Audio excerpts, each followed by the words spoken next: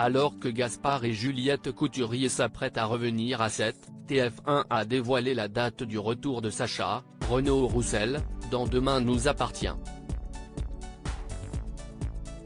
Et la bonne nouvelle, CIST pour très bientôt. La fin de l'été s'annonce décidément riche en rebondissements dans Demain nous appartient.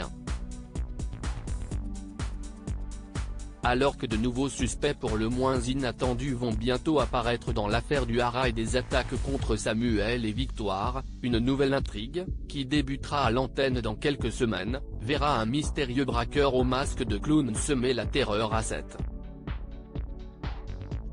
Le commissariat deviendra alors le théâtre d'une attaque sans précédent à cause d'un colis piégé qui menacera d'exploser à tout moment.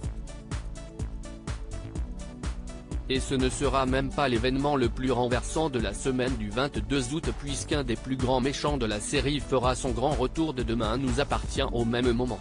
Comme nous le révélait en exclusivité la productrice Aude Thévenin il y a quelques semaines, Sacha Girard, toujours incarné par Renaud Roussel, va en effet réapparaître dans le feuilleton quotidien de TF1 un an après son arrestation pour les meurtres de plusieurs femmes, dont sa compagne Clémentine, Linda Hardy, et son ancienne maîtresse Vinciane.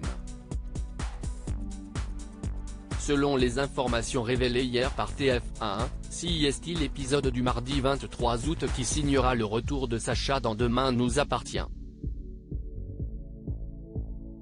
Une intrigue amorcée dès cette semaine à l'écran puisque, ce vendredi 5 août, Juliette, Mathilde Lebrequier, et Gaspard, Mogam Béchiev, la femme et le fils de Sacha, vont débarquer chez Tristan, Mathieu Alexandre, afin de passer quelques semaines de vacances à 7.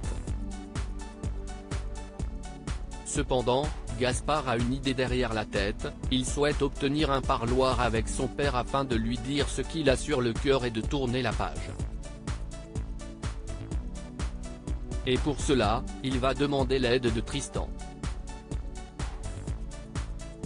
Le face-à-face père-fils aura-t-il lieu? Tout porte à croire que oui puisque le synopsis de l'épisode du 23 août révèle que pour Gaspard, les retrouvailles ne se passent pas comme prévu.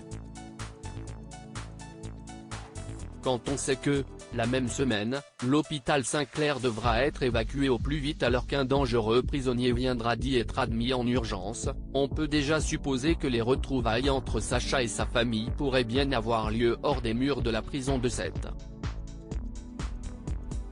De là à penser que Sacha, comme bon nombre de personnages de Demain nous appartient avant lui, va finir par mettre au point un plan pour s'évader, il n'y a qu'un pas. Mais pour en avoir le cœur net, il va falloir s'armer de patience et continuer à regarder Demain nous appartient sur TF1 et sur Salto jusqu'à la fin du mois d'août.